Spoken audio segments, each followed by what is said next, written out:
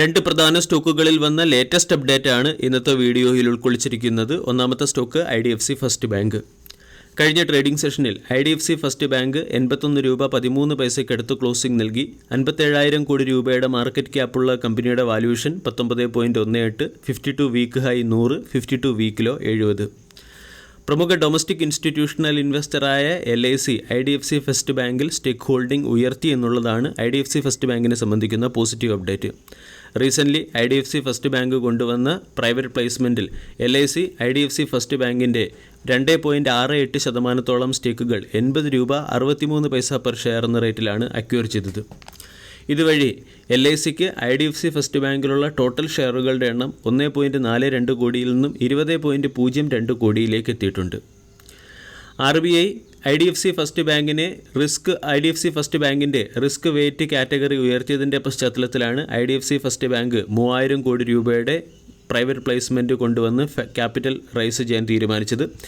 ഈ പ്രൈവറ്റ് പ്ലേസ്മെൻറ്റിൽ LIC IDFC first ബാങ്കിൻ്റെ കൺസിഡറബിൾ സ്റ്റേക്ക് അക്വയർ ചെയ്യുകയായിരുന്നു. LICയെ കൂടാതെ HDFC life insurance IDFC first ബാങ്കിൻ്റെ 1.31% സ്റ്റേക്കും ആദിത്യ ബിർള ലൈഫ് ഇൻഷുറൻസ് 1.06% സ്റ്റേക്കും അക്വയർ ചെയ്തു.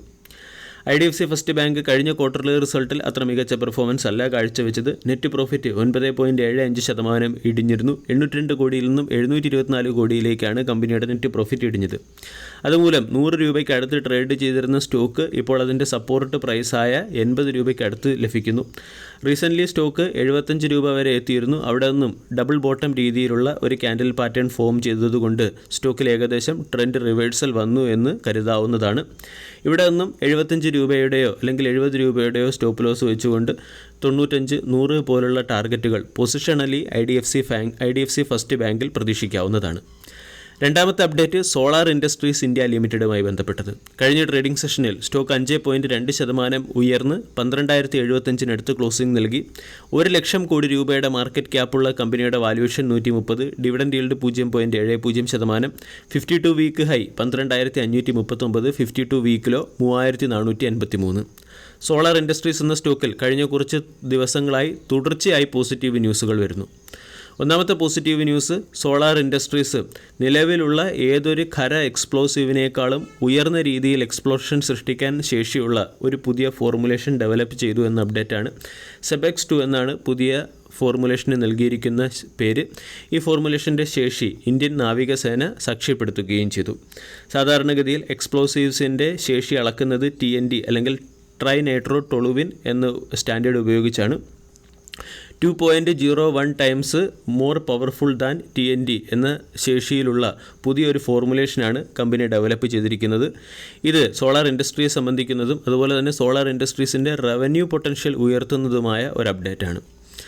നിലവിൽ ഡെൻറ്റെക്സ്, ടോറപെക്സ് തുടങ്ങിയ കൺവെൻഷണൽ എക്സ്പ്ലോസീവിന് 1.25, 1.30 ടൈംസ് മാത്രമാണ് ശേഷി.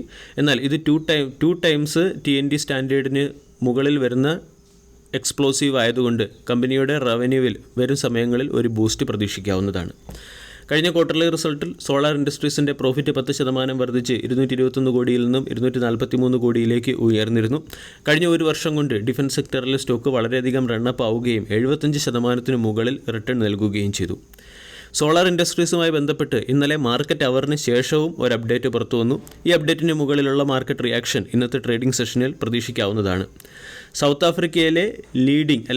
ആഫ്രിക്കയിലെ ഒരു പ്രധാനപ്പെട്ട പ്രീമിയർ ബ്ലാസ്റ്റിംഗ് സൊല്യൂഷൻ കമ്പനിയായ പ്രീമിയർ ബ്ലാസ്റ്റ് എന്ന കമ്പനിയുടെ കൺട്രോളിംഗ് സ്റ്റേക്കുകൾ സോളാർ ഇൻഡസ്ട്രീസ് അക്വയർ ചെയ്തു എന്നുള്ളതാണ് സോളാർ ഇൻഡസ്ട്രീസിനെ സംബന്ധിക്കുന്ന പോസിറ്റീവ് അപ്ഡേറ്റ്.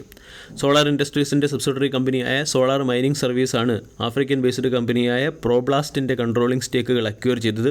ഈ ന്യൂസിന് മുകളിലുള്ള മാർക്കറ്റ് റിയാക്ഷൻ ഇന്നത്തെ ട്രേഡിംഗ് സെഷനിൽ പ്രതീക്ഷിക്കാം. 10,500 മുകളിൽ ബ്രേക്കൗട്ട് നൽകിയ സ്റ്റോക്ക് ഇപ്പോൾ 12,170 അടുത്ത് ട്രേഡ് ചെയ്യുന്നു.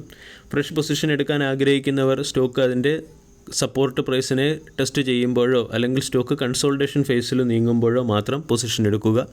വീഡിയോ എല്ലാവർക്കും ഇഷ്ടമായി എന്ന് വിശ്വസിക്കുന്നു. Thank you.